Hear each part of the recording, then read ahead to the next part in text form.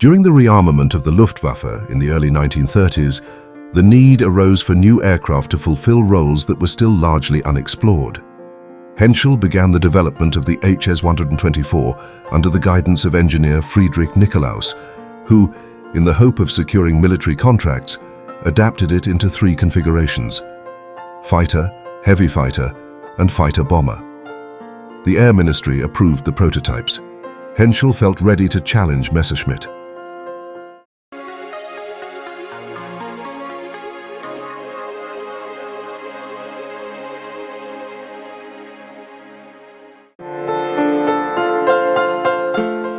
Despite the different configurations, the HS-124 had a largely conventional appearance for its time. The fuselage, a shell-type structure with an elliptical cross-section, featured an enclosed cockpit for a crew of 3. The wing was a low-mounted monoplane, divided into 3 sections: a central section, which housed the engine nacelles and the landing gear system, and 2 outer sections slightly angled upwards. It was equipped with ailerons on the outer sections and internal flaps, designed to facilitate maneuvering and landing.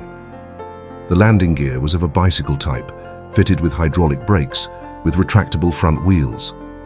The HS-124 variants differed mainly in armament and engines. The V1 was powered by 2 Junkers Jumo 210, engines producing 610 horsepower. The airframe was distinguished by a metal nose topped with a rotating turret, designed to carry 2 MG-FF 20mm cannons, unavailable on the prototype, and a defensive MG-15 machine gun for the observer. The V2 evolved into a heavy fighter-bomber configuration. It replaced the inline engines with 2 radial BMW 132 DC engines, producing 870 horsepower, and adopted a fully glazed nose.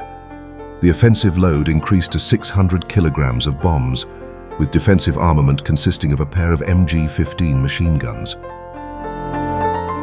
Henschel developed a 3rd variant of the HS-124 to take part in the Air Ministry competition for a twin-engine heavy fighter, Zerstörer.